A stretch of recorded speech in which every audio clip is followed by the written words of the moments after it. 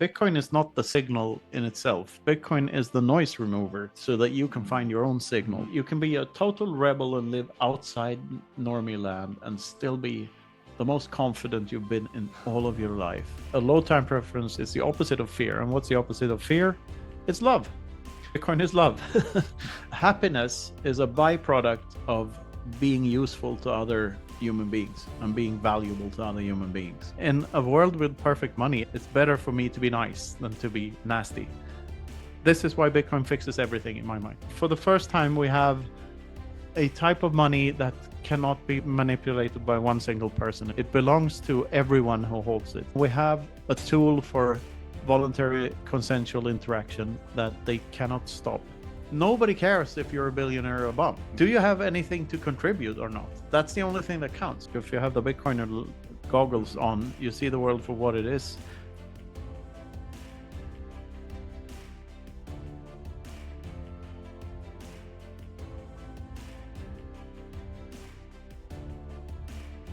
Today on The Signal, I'm joined by Knut Svanholm, author of Infinity Over 21 Million and the mind behind my favorite Bitcoin YouTube video, Element Zero.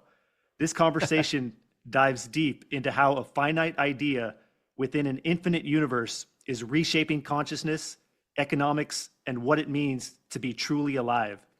Knut, it's an absolute honor to have you on the show today. Thank you. Thank you for those kind words, and glad to be here.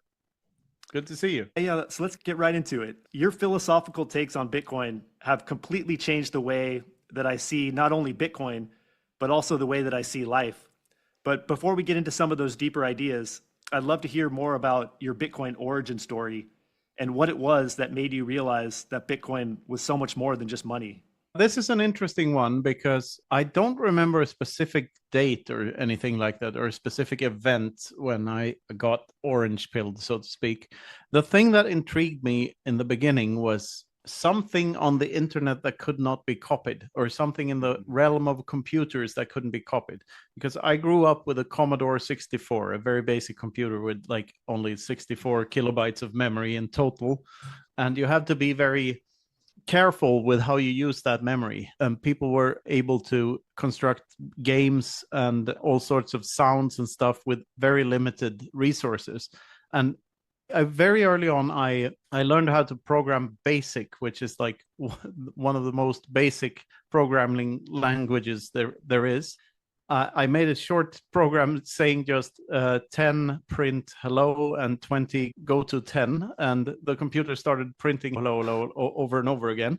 So the most basic programming thing you can come up with, really.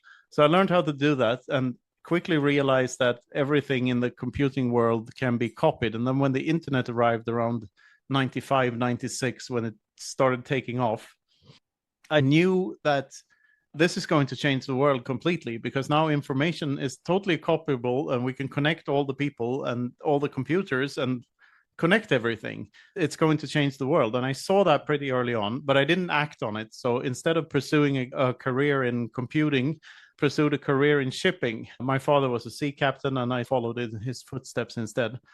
I started by studying, after I graduated high school, I started studying electronics engineering at the university, but I failed the course and dropped out pretty early because I was super tired of studying and stuff. So instead, I pursued a career in shipping. And when Bitcoin came along, I had the same feeling that I'm seeing something that other people don't. And this time, I'm not going to make the same mistake. I'm going to act on it, and I'm going to do whatever it takes to be a part of this, because I want to claim my front row seat to the future that I missed out on the last time around.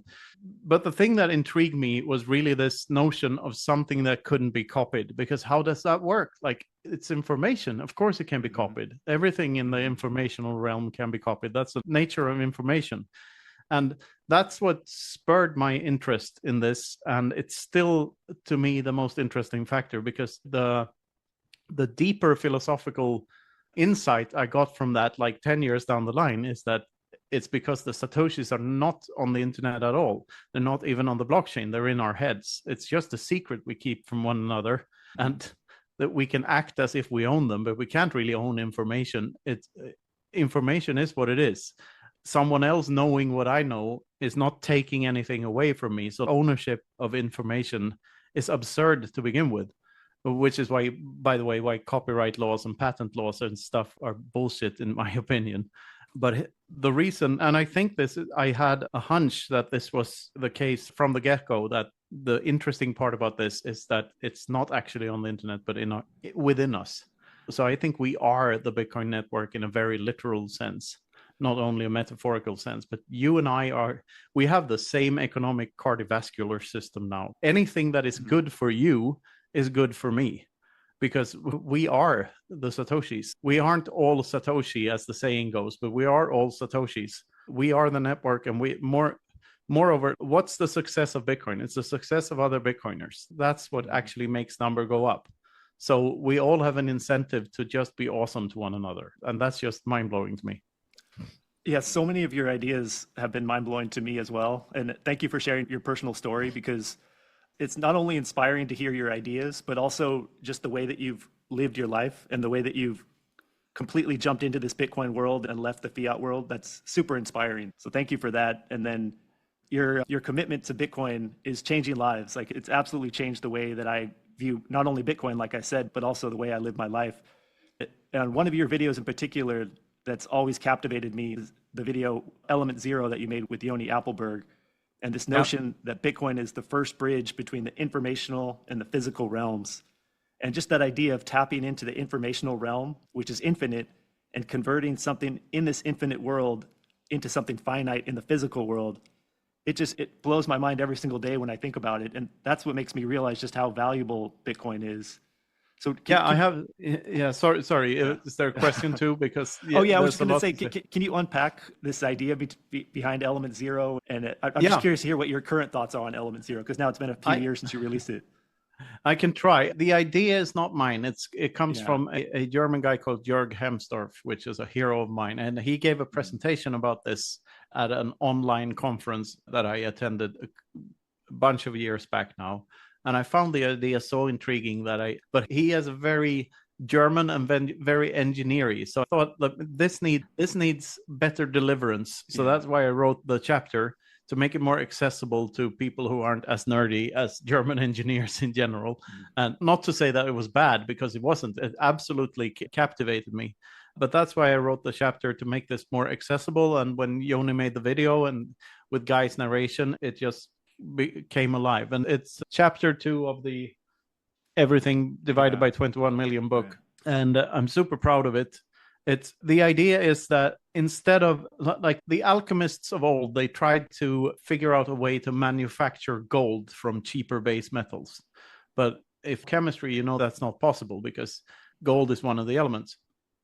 So you can't really make it from smaller parts or other metals. And also, if they had succeeded, then they would have killed the value proposition of gold, because if you can manufacture it cheaply, then it's just fiat. The reason that gold has the value it has is because it's an increase in the price of gold doesn't necessarily lead to people finding a lot more gold, because it's so scarce and so hard to find. So sure, more resources get allocated to finding new gold, but it has a very high stock to flow ratio, as the term is called. So the stock of existing gold is very big in comparison to the new gold that gets into the market when the price goes up. So Element Zero is, what if the alchemists had, instead of trying to look for a way to manufacture gold, what if they tried to manufacture the properties of gold and like reverse engineer that to construct a whole new element? And what would the properties be for a perfect money? It would have to be as scarce as possible. Ultimate scarcity is a finite resource. So hence the 21 million. And it would have to be extremely costly to find new ones. So there's the difficulty adjustment algorithm. In Bitcoin, no matter how much the price goes up and how many resources are spent trying to find new ones, the issuance schedule is intersubjectively fixed. It adjusts itself to how much computing power is thrown at it. And also, it would have to be portable enough and divisible enough to send over space and time easily. It would have to be almost weightless. So that's where element zero comes in. It's an element without mass. So it cannot have protons or neutrons. It can be made up of information only, really. And in that sense, electrons, I guess, because you have to send the information by some means. But electrons are almost weightless. That's why if you view this as an element without protons and neutrons, you can quickly see that this is completely mind-blowing to me, that like the information about the element is the element. So whenever a miner finds a block with an attached reward, then it automatically becomes that miner automatically becomes the owner of that asset. So it's truly a bridge between the subjective and the objective realm. There's a great book by Hans Hermann Hoppe called, what's it called? Economic Science and the Austrian Method. And in that, he describes like Ludwig von Mises' insights about the subjectivity of value from a very different lens, like a lens where he sees the action, human action, aka human beings doing things deliberately, to be the bridge between the subjective and the objective.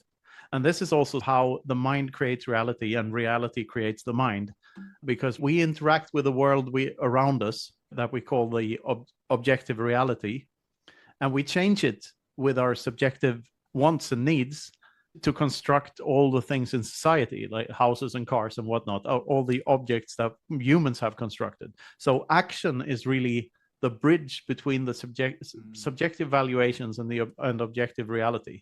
And the funny thing about element zero is that's a perfect representation of that.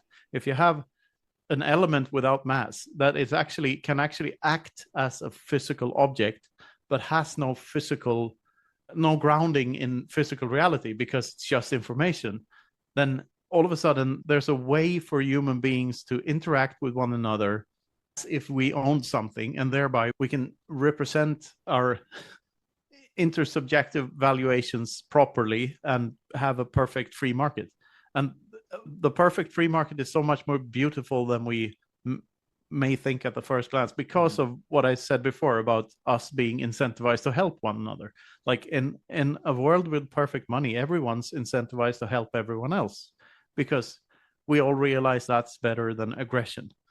Like humans have two ways of resolving conflict. One is aggression, or one is violence, and the other is communication. And if we just all realize that communication is better for everyone, then we would do that and we wouldn't aggress against one another. But with Bitcoin, I think that's actually possible. If you just look ahead into the future as far as possible, it reduces the profitability of violence, because I can point a gun at your head and say, give me all your Bitcoins. And I have no idea as the attacker how many you actually have. So I can get a fraction of them, but I have no idea if you have more or not. And if I kill you, they're gone forever.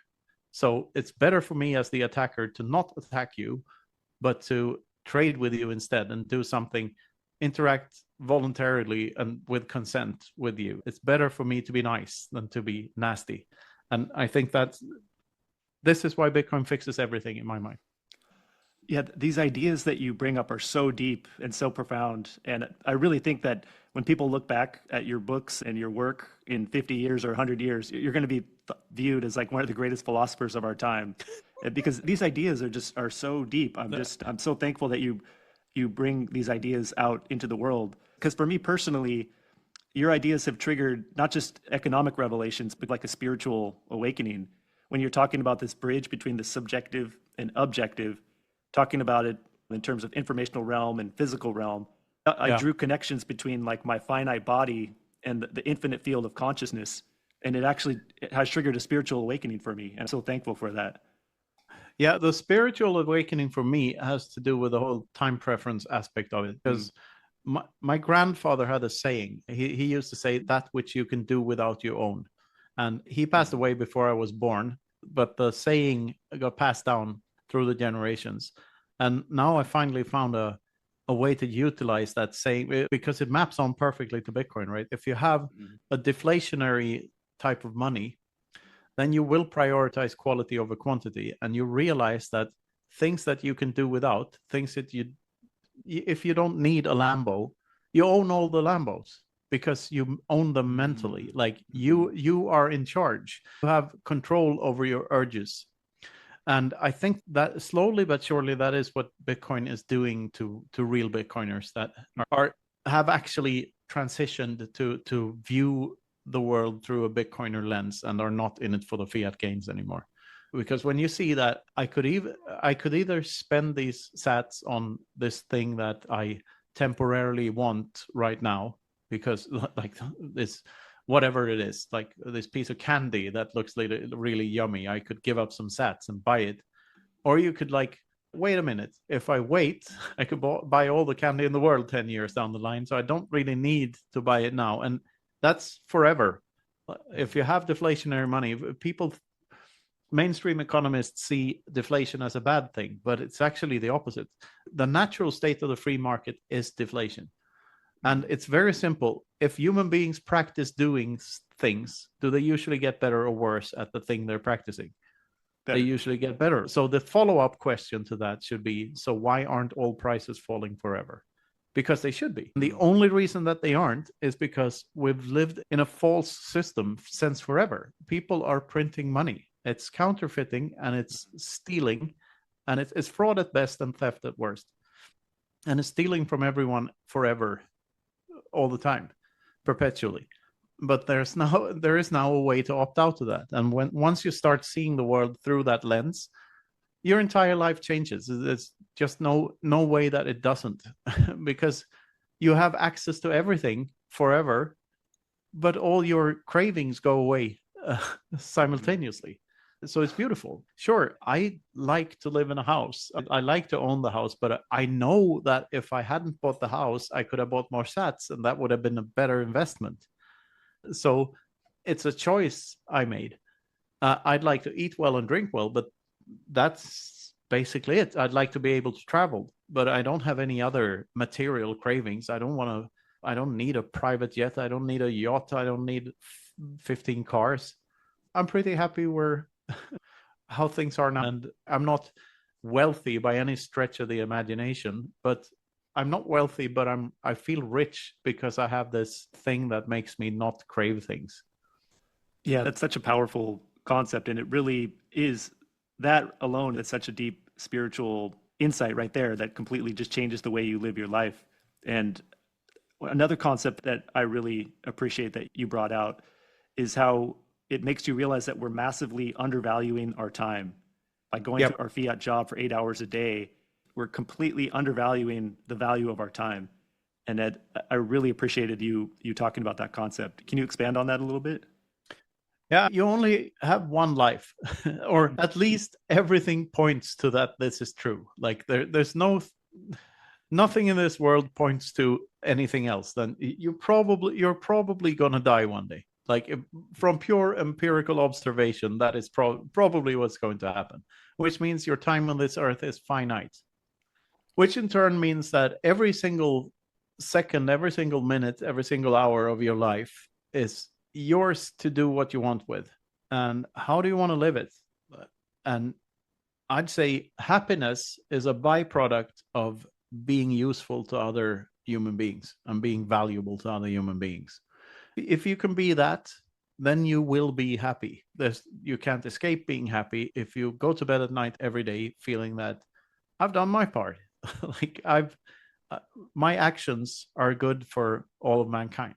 And even just buying something is good for all mankind. Like every single player in the free market is contributing something.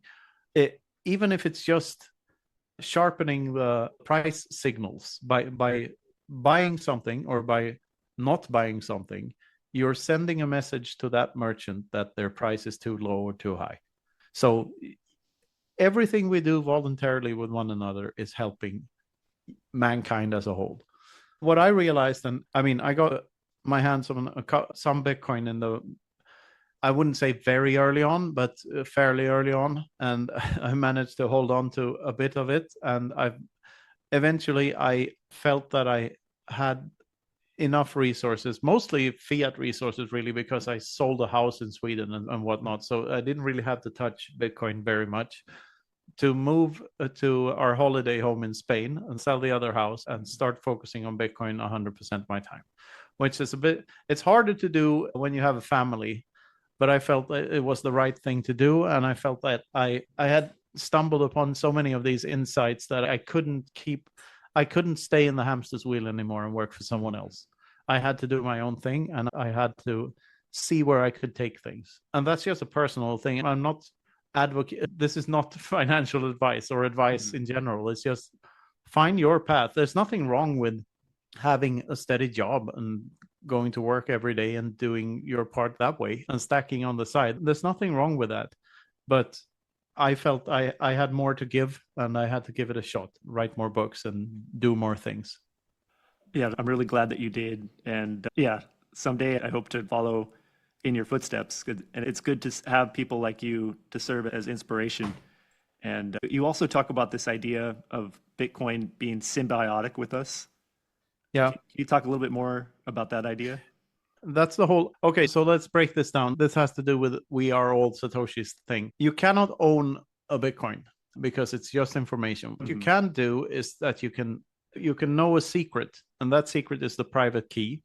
It doesn't matter if it's a seed phrase or the actual private key or the location of the private key or a PIN code to a hardware wallet or whatever. What matters is that it's a secret that you keep from everyone else. And you think that the likelihood that the protocol would change so much so that the 21 million limit would ever change is so low, so that you feel comfortable having your piece of this, the world's only digital pie, right? And you also feel confident enough that no one else knows the secret that you do, because you know how hard it is to guess the secret. But that's all it is. It's not actual ownership. It's just you keeping a secret from someone else. So ownership is, to do the semantics round here, ownership of your beautiful red glasses there, for instance, you own them and you possess them. But if you were to give me your glasses, I would possess them and you would still own them. But if I'm in possession of them, I always have the choice to not give them back to you, but fuck off and steal them. And if I steal your car, then I'm in possession of the car, but you still own it. So ownership is the legal relationship between me and an object, or you and an object. Possession is the physical possession of it. And Bitcoin is neither. It's deeper because it's just knowing a secret. But this secret is so powerful that it's actually more ownable than any other object on Earth, because it's easier to take your physical stuff from you than to take your Bitcoin from you. First, you have to know that I have them. And then even when you know that, you don't know if I have more, as I said before. So in that sense, Bitcoin is the only thing you can own. But at the end of the day, it's not actual ownership. It's just an agreement on a fixed set of rules between you and me and all the other Bitcoiners. That's what Bitcoin is. Like when I get the question, what is Bitcoin? That's my answer. That's my go-to answer, is an agreement on a fixed set of rules. And if I want to expand a bit more, it's we agree on this specific set of rules because these are the only rules that are more expensive to break than to follow, which allows us to have this leaderless system. So rules without rulers. That's why we agree on this fixed set of rules. Now, what is a miner, a Bitcoin miner? Is it an ASIC? Is it a hangar full of ASICs? No, it's the guy who decides to buy the hangar, fill it with ASICs, and run the code. What's a node? Well, a node, is it the start 9 here in my corner that's running Bitcoin knots at the moment? No, it's not. Is it a Raspberry Pi running something else? It's not. It's the guy deciding to do that. And actually, the node and the miner and all the computers involved, they're just a fancy stick that the chimpanzee uses to get more termites. Like the tool is an extension of us. It's something to help us calculate so we can do the don't trust verify thing. But it's actually us doing the calculation. We're just outsourcing it to a tool. It's just a fancy abacus. That's what a computer is. But it's really, if you think about it deeply, it's an extension of our minds, which means that everything in Bitcoin is a human being. It's not backed by energy. It's backed by human action. It's backed by everyone in it. And that's what's so super fascinating to me. And money itself, it's just human beings communicating what they value to one another. So money doesn't measure value, it signals value. A price is not a fixed thing. All prices are negotiable, always. Because it's just, if I'm a merchant and I put a price tag on something, it's because I think I can get paid that much for it. Because someone was willing to pay that in the past. So I'm trying to predict the future, but it's never fixed. And people go around thinking that money is a fixed thing and that it's this objective thing that we can have that exists in objective reality, but it isn't. Money is super abstract, all money. And with Bitcoin, for the first time, we have a type of money that cannot be manipulated by one single person. It belongs to everyone who holds it. And yeah, I find that very beautiful. Yeah, I love this concept about information becoming ownership. It's such a novel idea that really changes the way you think about the world. You brought up this concept of how these days people are cryo freezing their brain. And what if they memorize their seed phrase and then 500 years they wake up? It's blurring the lines between life and death, which was such a fascinating concept to me. Can you expand on that idea? It's a bit of a thought experiment. It's because Hal Finney, one of the earliest Bitcoiners, he cryo-froze his head after he died. But there's nothing today saying that cryo freezing and defrosting a cryo-frozen head will actually work in the future. Right. So it's a bit of sci-fi and fantasy into this. And if you defrosted a head, the odds that they will actually remember a seed phrase are very low. Yeah. And also that the protocol will stay the same for such a long time. We can hope that will, but there are many ifs and buts in that theory. But just the notion that this could actually be a thing. What you can do is pass down your Satoshis through the generations by time locking them, for instance. So time locking is a function of Bitcoin where you can send Bitcoins to an address that isn't spendable until a certain amount of blocks have passed. So you can literally send them into the future, and not even you can spend them once they're moved into that address.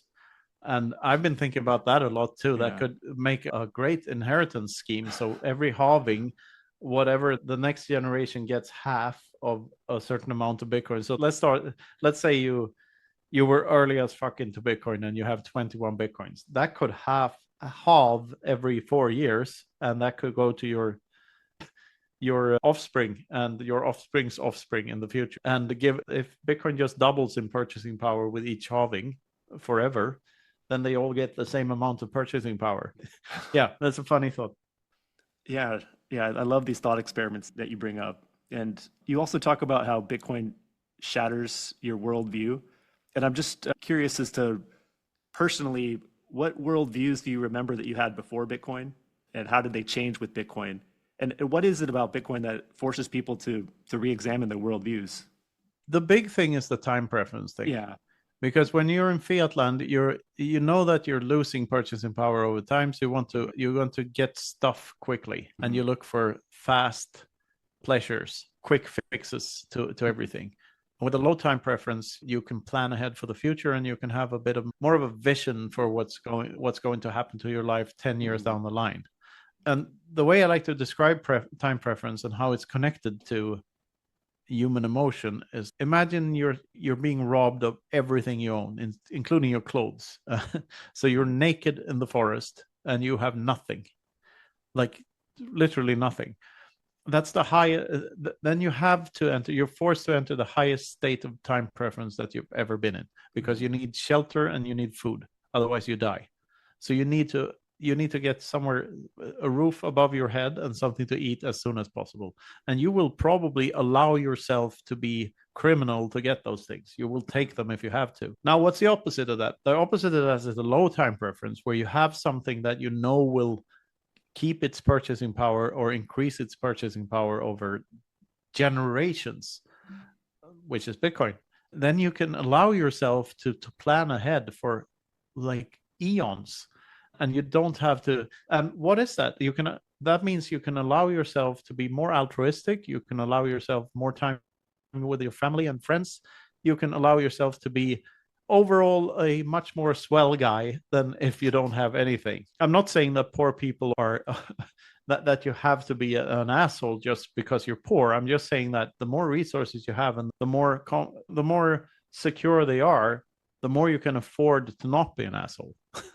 And in fiat land, since the incentives are so skewed, people become assholes anyway because you can get rich from political connections rather than actually providing value to your fellow man. So I think that's the big one. It allows you to think more ahead and therefore be more loving. So I'd say a high time preference is a state of fear, and a low time preference is the opposite of fear. And what's the opposite of fear? It's love. Bitcoin is love. I had a talk a couple of years back where I stated that the Beatles were right.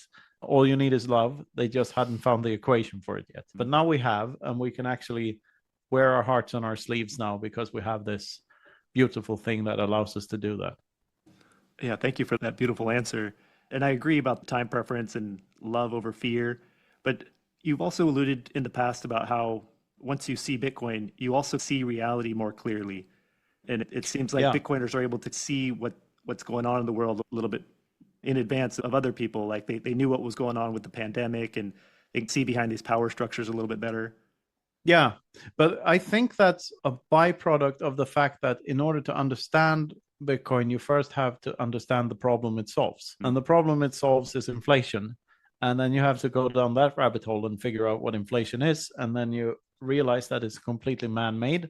And you go down the Austrian economics rabbit hole, and therefore you become an anarcho-capitalist and you become a rebel, and you realize that the state is the bad guy because they have to take everything they have that is stolen, and everything they say is a lie. And once you see that, it's much easier to poke holes in these bullshit narratives. And Bitcoiners were way ahead of the curve when it came to the pandemic and the vaccines and stuff, of course, because we're not trusting institutions to the same extent as normies are. So I think that's I hope that's a good answer to your question. It's more about libertarian insights than Bitcoin insights, I think. Yeah, I feel like before Bitcoin, I was so asleep. Like even as a doctor, I couldn't even really see what was going on with the pandemic, and I bought into the official narrative. And now looking back, I can't believe I was so asleep. And do you feel like society as a whole is becoming more awake? And is it because of Bitcoin, or is it just because of the natural cycles of what we're going through? Yes and no. Bitcoin absolutely has an effect on it, and people who find Bitcoin more often than not, fall down these other rabbit holes too, and become more and more radicalized as they go deeper into the rabbit hole, because it's inevitable that you will. So I think we're just ahead of the curve. I hope society is waking up. There's a lot of people who love to be shepherded by some leader, and they think that just because they have a popularity contest every 4 years, that somehow makes theft more ethical. I happen to not believe so. When you realize that you can just do things as the Joker says in The Dark Knight, then everything changes, because it's all about, if you're going to be a rebel and not follow the laws of your specific country, for instance, then you shouldn't do that and just be a criminal for being a criminal's sake and fucking people over. You should still figure out your ethics, because ethics is important. Like being a moral human being, like, and behaving, not stealing, is crucial for society to function. And once you see that civilization happens despite governments, not because of them, everything changes. It's like these truth goggles I often talk about. If you have the Bitcoiner goggles on, you see the world for what it is, theft for what it is, and inflation for what it is. And you can start giving less of a fuck about what they think about what you do, because now you have something that they cannot take and cannot even know that you have. So you can do more adventurous things with your life. And I'm living that right now. And I've been living that way for the last decade. And I'm very proud that I took that leap of, I wouldn't call it a leap of faith. I'd call it a leap of reason. Yeah, I encourage people to opt out of all the old systems more and more, because we're going to have to, if we want to avoid totalitarian, nightmarish China style surveillance societies. I love these answers that you're giving. And as a Bitcoiner, when you go down these rabbit holes, the path seems so clear and it seems so obvious. You describe that as becoming radicalized. I've never really thought of it as radicalized, but is that kind of what we are? Are we radicalized for having these ideas, even though they're in line with reality? What's the quote there? That anyone speaking the truth in a non-truthful system is always going to be viewed as the bad guy if you speak truth to power. So I bet most politicians would view us as that, as rebels or radicalized. But that's the way I like to describe it. There's a lot of religious Bitcoiners, and Bitcoin has, if you view democracy as an evolution of religion in a way, so it's yet another religion. People believe in this thing that cannot really be proven, but they cling on to something because group belonging and group think and tribalism is important to them. We as Bitcoiners are the only ones who, we're not the cult. We're the ones leaving the cult, because the cult is the cult of fiat. Like, everyone believed without question a monetary system that they knew that people could print money, but we still accepted it and lived in it for the longest time, never questioning our reality, never questioning why prices went up. And that's so scary, because human beings we're a flock animal. We're very prone to being used by psychopaths and sociopaths that want to promise us a better life in the afterlife, for instance, and therefore you can send 18-year-olds out to kill other human beings and call it war instead of just mass murder. It's like tons of ways of making people behave in totally irrational ways. And when the mass psychosis thing is real, when so many people believe in the same thing, it's very hard to be the guy that says, hang on a minute, the emperor has no clothes. The pandemic was very telling in terms of that. Like, everyone followed the rules, no matter how bizarre they got. It even becomes a virtue signaling mechanism at the tail end of it, that you are a good citizen because you know the latest rule and you've adapted to it before everyone else. It's super scary. And I think all of these things can get very nasty, all of these ideas that aren't really grounded in reality. And I think Bitcoin is a way to escape all of that. Unfortunately, there's tribalism in Bitcoin too, and there are people who don't do their homework and don't have their own thoughts, but just follow whatever.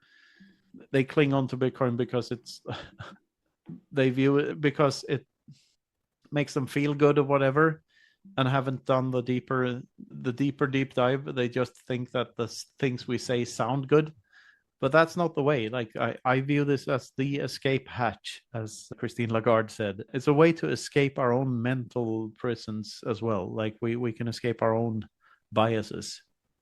Yeah, it's so exciting to be alive at this time right now, at the start of this just civilization changing technology, and to be able to see it.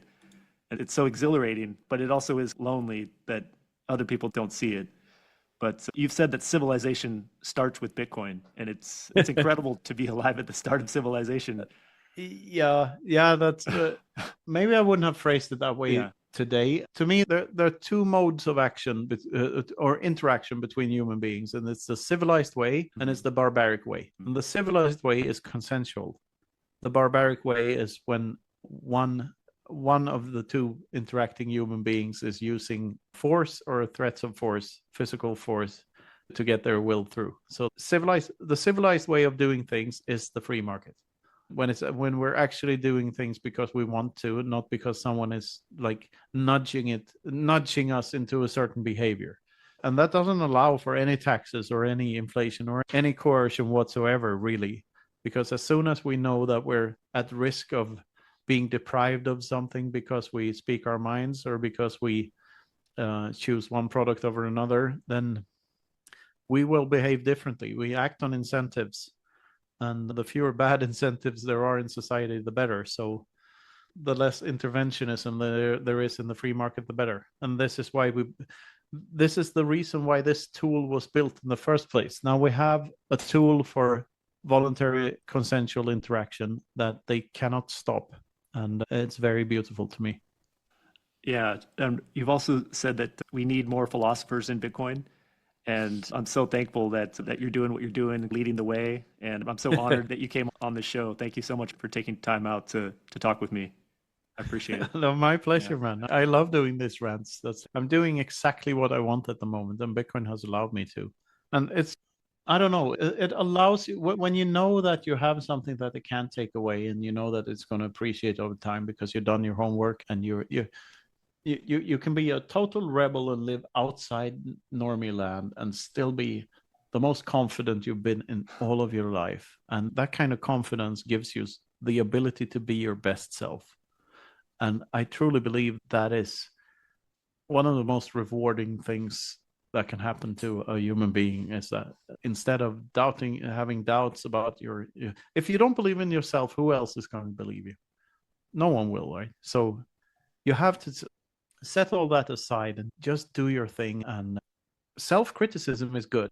Be good at what you do. Don't settle for half measures, but still relax, let it flow through you. Like, creativity is a strange beast to try to tame. It comes to you when it comes to you. And when it's really good, it feels like there's some other force just channeling its powers through you. And that's the best state to be in. It's what surfers call the green room, I believe.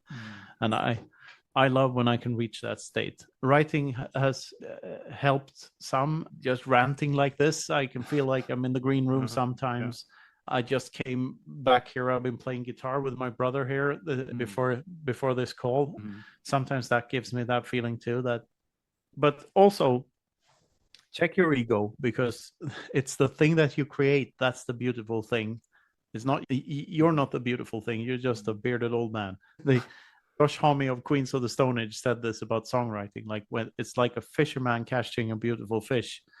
That's the same as writing a good song. It's the song that's beautiful. It's the fish that's beautiful, not the fisherman. So take yourself out of the equation, but take your work seriously. Take not taking yourself too seriously very seriously. That's my advice. That's very deep. Yeah, you're just absolutely embodying the principles of Bitcoin and living that life. And that in itself is so inspiring. That people often say that the best way to orange pill somebody is just to live your life in a way that's by example. Yeah, in alignment with Bitcoin principles. It's such a great framework for how to live a good life. Just living in alignment. It really is. And Bitcoin is also important to realize that Bitcoin is not the signal in itself. Bitcoin is the noise remover, so that you can find your own signal. Wow. It's a great noise removal tool. You can move all the noise around you that's trying to distract you from becoming who you were always meant to be. That's a David Bowie quote. Like, he said, aging is the slow process of becoming who you always meant to be. And I think that's true for self-reflecting human beings. It's not true for people who just go through life without ever reflecting what they ought to be, or what they ought to do, or what their lives ought to be. But if you have self-reflection, then aging is just the process of becoming who you were always meant to be. Wow, that's incredibly deep and profound. No, seriously, I'm so honored that you came on today. You've dropped so many pearls of wisdom, and everything you've contributed to the Bitcoin space, I'm so appreciative of. And yeah, this means a lot to me that you came on. Thank you very much. I saw you had Yoni on, and thank you for having him on, because I think he's underappreciated as fuck. He's one of my favorite thinkers in the space. Great guy. Yeah, and the fact that he's a doctor too. Yeah, I really resonate with him a lot. Yeah. Oh yeah, you're a doctor too, right? Yeah. Yeah. So I was a fan of Yoni's before he was a fan of me. He's been in it for longer than I have, and he had made his videos before. They were part of my orange pilling journey. So collaborating with him later on was just a dream come true to me. We have such a good time when we see each other. It's a true beautiful bromance, and there are many bromances in Bitcoin. I say, like, a Bitcoin conference is like the closest thing to a gay experience that a straight man can ever have. There are so many bromances. It's beautiful. Yeah, you guys are an incredible team, and yeah, I'd love to meet you guys in person sometime at one of these conferences. Yeah, anyone in particular going to this year? Or you have anything planned? I went to the Vegas one, and I was potentially that's not a Bitcoin conference. Yeah, no, I was very disappointed in that one. That was completely shitcoiner conference. It's not Bitcoiner. ethos at all, but I was thinking about going to the El Salvador one that's coming up. You're going to be at that Oh, one? I'm speaking there. Yeah, Yeah. At the Yeah. this is one of the things. Yeah. I'm at the presidential palace speaking about Bitcoin. I'm probably going to meet like the world's Yeah. coolest dictator. Incredible. Like how the fuck did that happen? If someone had told me that 10 years ago, I wouldn't have believed them at all. It's just been pinch moment after pinch moment. I pinch myself all the time because, but me and Luke, we have this saying when we do all these Bitcoin things, and yeah, and in the lead up to BTC Hell, for instance, we put on a conference together and it went fantastic. We got all these great speakers and the great people were there. We got 1,000 tickets sold. Perfect, beautiful event. And we just keep pinching ourselves because the saying we have is feet on the ground, head in the clouds. So you have to have your feet on the ground and remember who you are and where you came from. And don't think you're this big fucking superhero and let your ego get the better of you. That's not the point here. But also keep your head in the clouds. If you don't try doing things, nothing will happen. So you can achieve much more than you ever thought possible if you just open your mind to it. And I truly believe that a combination of setting yourself aside, but also admitting that you have potential and you can push things and make things happen. You can truly meme things into reality. This whole equation here, for instance, I have a subfolder on my in my Everything Divided pictures folder called tattoos. And there's over 30 pictures there now from around the world with people who had tattooed the thing into their bodies. And that's just a fucking mind-blowing to me. It's like, it's insane. And it's just a stupid mathematical thing that makes no mathematical sense that I stumbled upon a couple of years back together with Yoni. And it's just, what else to do than enjoy the ride while it lasts?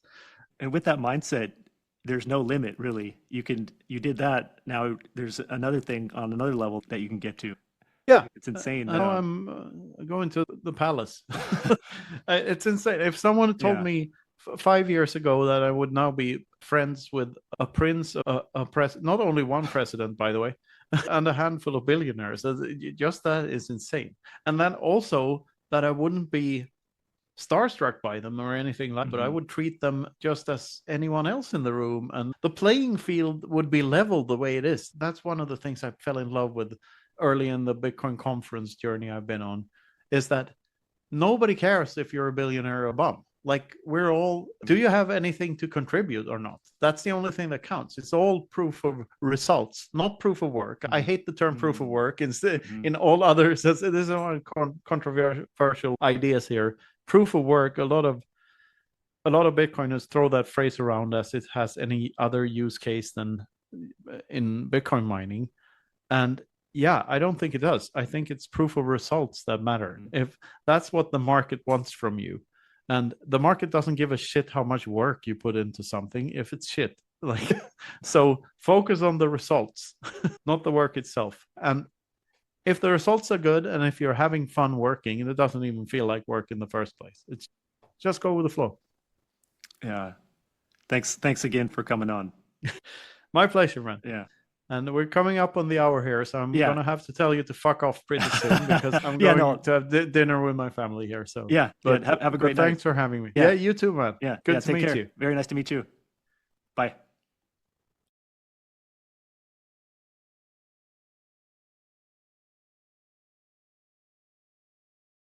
I hope that you enjoyed this episode of The Signal.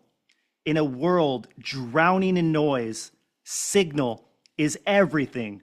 Most people are overwhelmed, distracted, and deceived, not because they lack intelligence, but because they've lost the ability to discern what truly matters. But signal cuts through the noise. And Bitcoin is pure signal. It doesn't promise. It doesn't lie. It doesn't bend to opinion or propaganda. It just is. And as the world descends into even more chaos, distraction, and distortion, your ability to identify signal, to recognize what's real, true, and timeless, will be one of your greatest assets. So stay sharp, stay sovereign, stay tuned, because here on The Signal, we don't follow trends, we follow truth. I'm Dr. Satoshi, and in a world of noise, we are the signal.